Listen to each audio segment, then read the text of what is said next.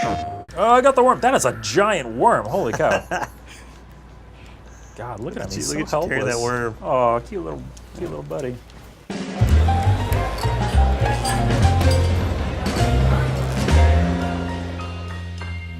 All right, welcome back to PlayStation Underground. You got Justin here, joined by Steve and Del from Bungie. We are taking a look at the new PlayStation exclusive strike in Destiny 2 Forsaken. It's called Broodhold. Steve and Del, thank you so much for joining us. Thank you. Thanks for having us.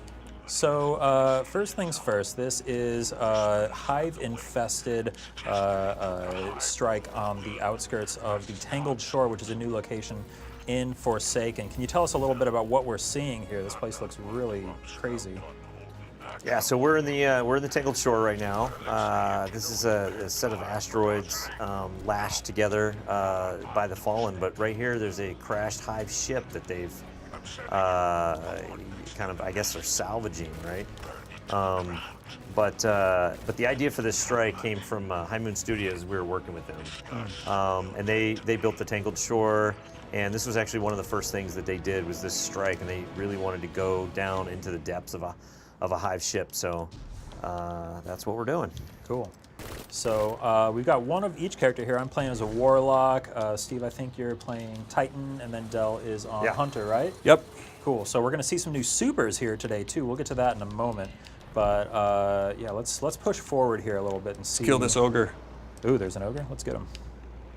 I'm going to use this fancy new wave splitter exotic trace rifle to take him out. Got him. Yeah, make sure you're you got the rhythm right on this guy. It's real important. Yeah, it's got an interesting damage model. How does it work? Yeah, so when you pull the trigger and that beam comes out, it's gonna like charge up, and as it kind of has a rhythm to it, and when it's at its fullest charge, you get the most damage, and then you want to let go, conserve your energy, and then do it again. Otherwise, you'll be wasting ammo. Yeah, and you can actually see it in the beam when you pull the trigger. It's kind of changes size, changes intensity there, so you can tell how much damage you're doing there. But there's a trick. If one of you guys made an orb for me, I would pick that up and get supercharged, which just caps the damage on the weapon as long as you have that buff. So let's see if we can pull that off here. Spider, we've got Fallen in here. They're not mine. Shoot it well.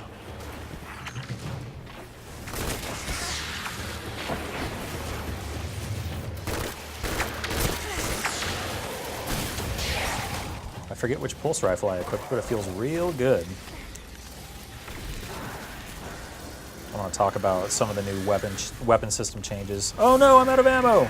Speaking of weapon system changes, let's clear out this room a bit, and then we can talk a little bit about the changes to the weapons. I've got the Hazard of Cast auto rifle. It actually feels. I really like the feel of this thing. It feels like an old World War II gun. What kind of ammo does that one use? This uses a white ammo. Okay, cool. Yeah, I'm running into issues where I have my wave splitter. I ran out of the green ammo there, but now you can equip different types of weapons in different slots and kind of mix and match and play however you want to play. But as we saw earlier, that can run into some ammo situations. Yeah, absolutely. So yeah, the new weapon system is really interesting. It leads to some real interesting decisions that you have to make, and because now you have kinetic weapons and energy weapons, and both of those two slots can use white or white or green ammo. You have to be real careful with what you choose. So you can run 2 white ammo weapons, 2 green ammo weapons, or you can have green ammo in your kinetic slot. Gotcha. If you have a kinetic shotgun, for example, you're going to be using green ammo in there. I see. Yeah, so that's what I'm running. I've got a green ammo shotgun in my kinetic slot, and then I've got wave splitter in my energy slot, and they both use green ammo, so I'm really having to be careful about where I spend my ammo, and I have to get kind of close. Ah, I see. Yeah, that could cause some problems. Worth noting that the weapon system changes we're talking about here, that will be available for all Destiny 2 players. You don't need to pick up Forsaken to take advantage of that. But if you want to... come to Thrall. Here they come. We've woken the hive. If you want to check out some of the new supers, which we'll also see in a minute here, that is for Forsaken, right?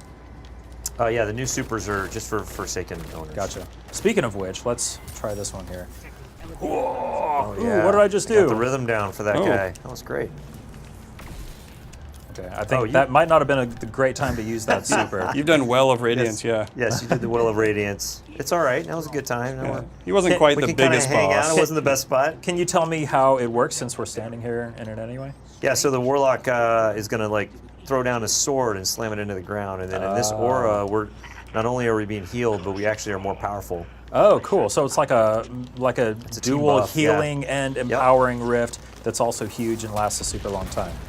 Yeah, with several of the new supers, we wanted them to be support focused in a way that really changed the way that you could use them and play. Gotcha. So you're using one of the ones that is designed more for team mechanics. Yeah, that seems like it would be really useful during boss fights specifically. Absolutely, it's one of the best. Are there any like really cool like support perk combos that you guys have found during playtesting that you're excited for players to see? That one's good. You know, when we used with other supers that you can deliver damage from afar.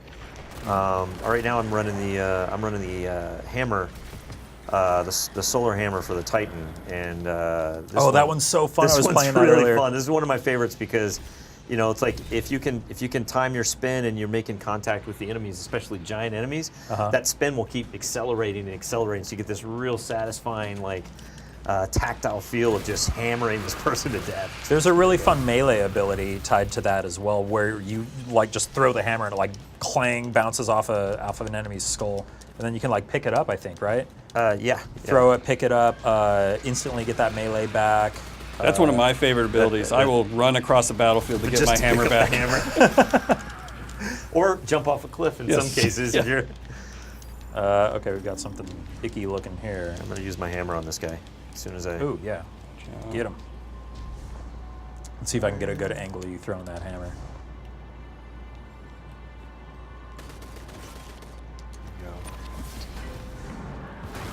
Boom, look at him go.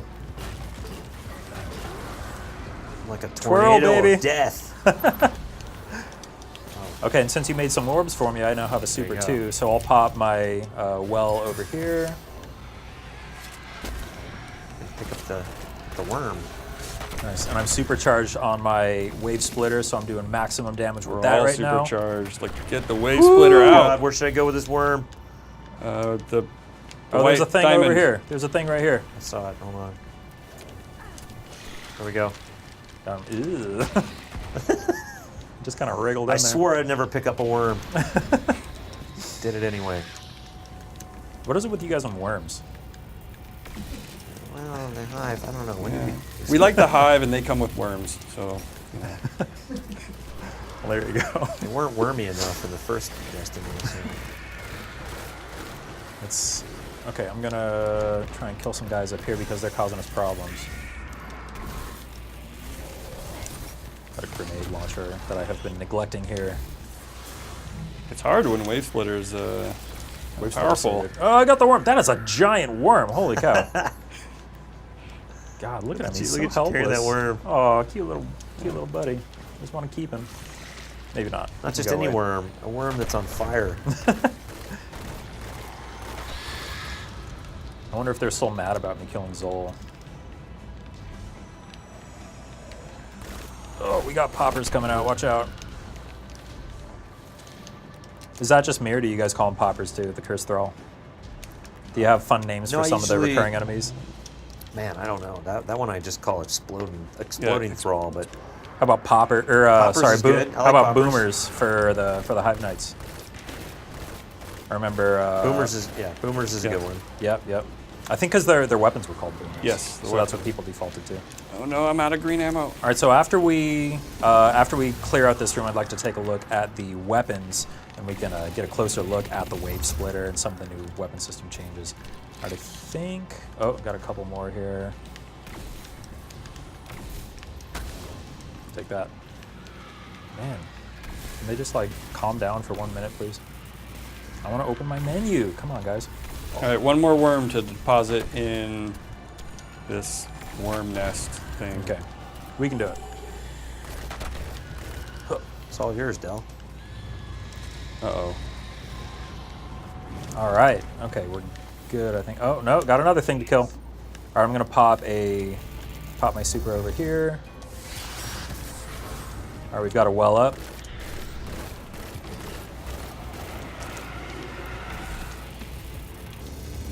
Just going to focus fire with this wave splitter I here. can't. It's too high for this. No. Yeah, Just found my Titan hammers weakness. tend to have height issues there. Yep, that was a height issue, all right. Okay, before we drop down, let's take a look, or you could just go. Yeah. So let's take a look at some of the weapon system changes here, because you guys have basically rebuilt this entire thing. Who wants to drive here? I'd like to get an explanation. Del, why don't you drive this time? Well, I'll drive. All right. So, well, we talked about the weapon system earlier, about the different ammos and the different slots, right? With the kinetic and the energy, and then the power weapons. So here I'm running a white ammo kinetic, but I could be running 2 greens. I'm running 2 greens. Yeah, you're running 2 greens. All And right. I got to watch my ammo pretty closely and know where I'm going to spend it. I think a pretty popular tactic is going to be to run a white and a green in some form, but 2 whites is actually, honestly, pretty useful as well. But then you might have trouble with enemy shields, right? Yep, you'll have trouble with shields, and then with 2 greens, you're going to have trouble with ammo. So you really have to make those decisions. And I think what it also means is that you're not always relying on your sniper or your shotgun to give you that shield busting potential. Now you got to figure out the right combination. Gotcha. Are you guys looking at any perks that might make the green ammo more plentiful to kind of make up for that, or? There are some perks on armor that will affect kind of like that will make you will improve your ability to play the way that you want to play, whatever way that is. So ammo conservation, or some other things that are going to be on armor that are going to help with encouraging a certain play style. Gotcha. But if we go into these weapons real quick, let's see here. I'll go to wrong side of right. There's also a right side of wrong as well. Of course. And you can see in here I'll the take a look at mods. that The one. mods look different. Dell actually can. I know he's got these mods. Yeah, so all the year 1 mods will be deprecated when you log in to Forsaken for Well, I've everyone. been stockpiling those things, so I'll Yeah. have a lot of whatever that's going to turn into. You're going to spend a couple minutes dismantling, but you can dismantle them all from mod components, and then Gunsmith will sell year 2 mods that you can start slotting in. But we want to make these more rare, more of a customization decision, but also have more impact. And so you can see here some of the mods like increased magazine size, or does extra damage to rank and file enemies, or does extra damage to powerful ones, or does extra damage to bosses, reduce recoil. Oh yeah, counterbalance. That's good. Yeah, so some of them and they really play against the random roll nature. And so we put random rolls back to all the weapons. And so you really want to look and see what the perks are you have on the gun, and then make a decision like, do I want to put the mod that I have in there now, or do I want to try and Gotcha. go for a better random roll, like a god roll? So you've got the random rolls, but you can still kind of influence the shape of the weapon with the custom mod system. Yeah, and then Awesome. and then there's Masterworks. The way the Masterworks working is that you can upgrade your Masterwork up to 10 level, and every time at certain key points along the way, upgrading it will. And if you're looking at mine right here, it's like got a 4 stability. I can go up to 5, and it's going to improve my stats a little bit. So if I use currency to do that, I'll go up to 5. But some of them are like thresholds, so you can see my level of perks right here. But if I go up to 6, the amount of perks that I have on the gun now just went up. You get the I kill see. trackers. So now I have the kill tracker. Oh, and you no longer have to re-roll the Masterwork to switch between Crucible Yep. and... I see. Right, and then you can of course you can upgrade these all the way up to 10. I think you have a 10 Masterwork. And then you get the orb generation at 10. And I we're see. doing it really quick here. It's going to take a little bit longer to get all those Masterwork cores. Yeah, I've been stockpiling Masterwork this is- cores for months, and I've got like 50. My entire supply of Masterwork cores we just went through. That's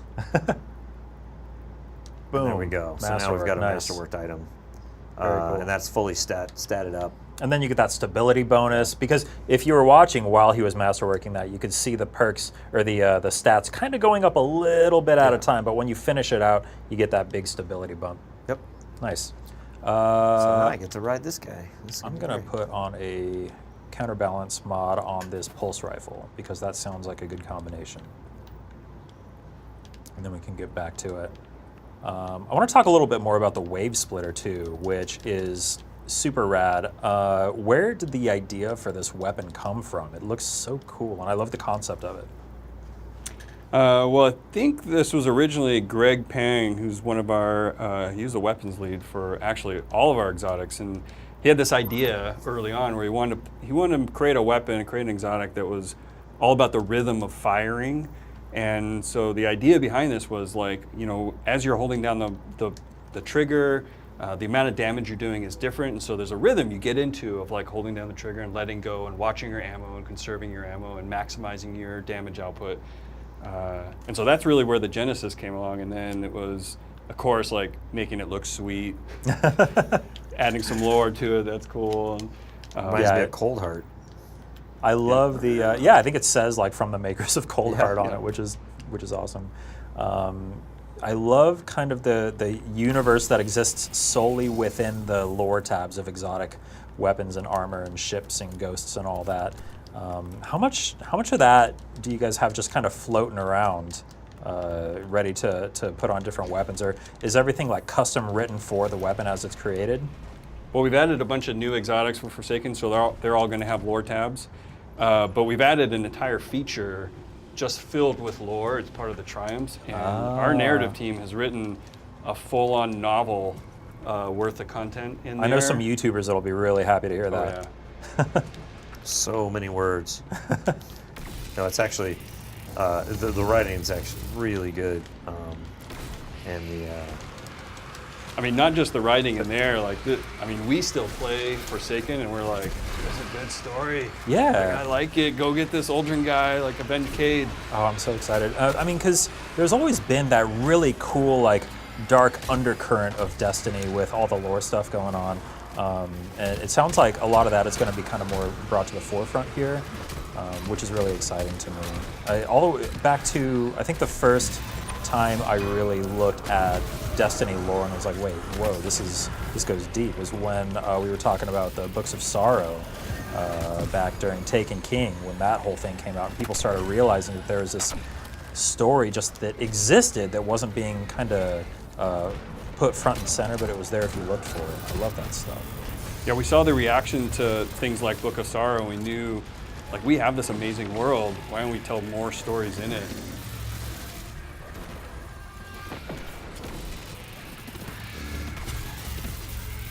Well, you've always got those in your back pocket for new Destiny stories whenever the time comes, too. There's a wealth of just things happening in this universe that aren't necessarily immediately apparent. Yep. So I love that you guys can kind of go back to the well, as it were, and tell some of those stories. There was some teasing, I think, too, in one of the lore tabs. I forget which one it was, but there was, oh man, I wish I could remember which one it was, but it said it was something about like two truths and a lie, and it was talking about... about Aldrin? Yeah, it was talking about Aldrin, and then one of the lines was light fades deep within the prison. Like, you guys foreshadowed that pretty early. Here's our queen. Yeah, that was pretty fun, actually, to know that was coming, and we were committed to that storyline, and the writers, you know, like, did a really good job of dropping those hints. Yeah, because nobody suspected it, but then after the big reveal happened at E3, people went back and saw that and were like, wait, has that always been there? Right, so we are taking out a different looking version of this Brood Queen that we saw earlier. Yeah, that's one of the cool things about this boss is she has two forms, and you have to fight both of them over the strike. Gotcha. Oh good, more Curse Thrall, more poppers, more exploders. I need some green ammo. Well, that's what you get for running 2 green ammo weapons. Well, I ran through those other guys. I was feeling really powerful. And now The time to trade-off. just rely on clear. grenades and melee. Speaking of which, I haven't been utilizing that enough. That was awesome. The hammer just bounced off I want it back. I love that. I love when you throw So the hammer, good. just like clang, Ding. straight off their skull. So we were playing a little bit of Gambit earlier, and holy cow, that mode is so much fun. What kinds of behavior have you seen during play testing? Are people like reacting well to Gambit, or what's kind of been the take from your side? Yeah, absolutely. The Gambit, what we've been getting a lot of is like, I don't, even if I don't play a lot of PvP, or I don't play a lot of PvP, but I love playing Gambit because it has this really nice property of, everybody's really comfortable in it because you're doing the thing that you do in Destiny. You're killing aliens, right? Yeah. And but then you get exposed to this competitive side of it that's really, really fascinating. And there's a lot of strategy in that game. The risk versus reward. It's kind of deceptive how strategic it can be. It seems pretty straightforward at first glance, but once you start wrapping your head around it, there's a lot to consider. Totally. Yeah, we've got great reception.